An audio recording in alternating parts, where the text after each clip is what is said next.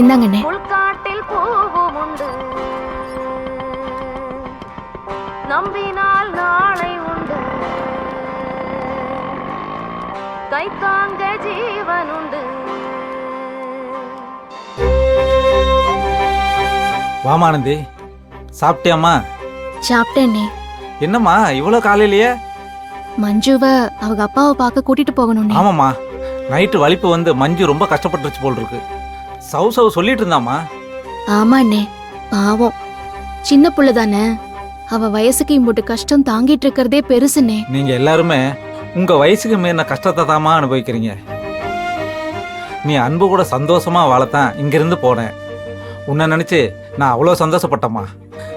யாரு கண்ணு பட்டுச்சோ இப்படி ஆயிப்போச்சேன்னு நினைச்சு நான் வேதனைப்படாத நேரமே இல்லம்மா.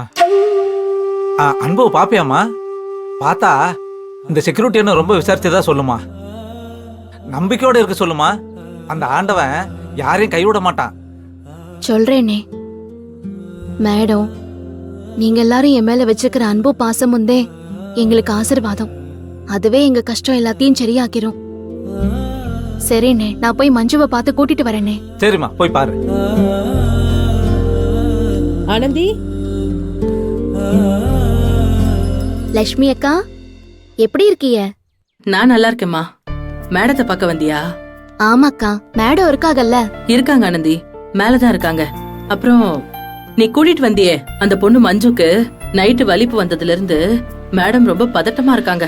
மஞ்சுக்கு இப்படி ஆகும்னு நானும் எதிர்பார்க்கலக்கா. நேத்து மேடம் எனக்கு போன் பண்ணாங்க. அப்பத்துல இருந்தே எனக்கு மனசு சரியில்லக்கா. மேடம் ஒரு புக்கையும் விடாம எல்லா புக்கையும் படிச்சுக்கிட்டே இருந்தாங்க. இத்தனை வருஷத்துல அவங்க இந்த அளவுக்கு ஆழமா சட்ட புத்தகத்தை படிச்சு நான் பார்த்ததே இல்ல. சட்ட புத்தகமா? மேடம் எதுக்கு சட்ட புத்தகத்தை படிக்கிறாங்க? என்னம்மா இப்படி கேக்குற? வக்கீல்னா சட்ட புத்தகத்தை படிக்க மாட்டாங்களா? ரகுவை பிடிக்க முடியாதுன்னு நான் சொல்லல.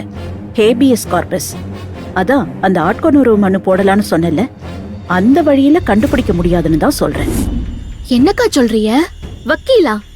நம்ம மேடமா? உண்மையாவ சொல்றீங்க? அப்போ அதுவே தெரியாதா உனக்கு?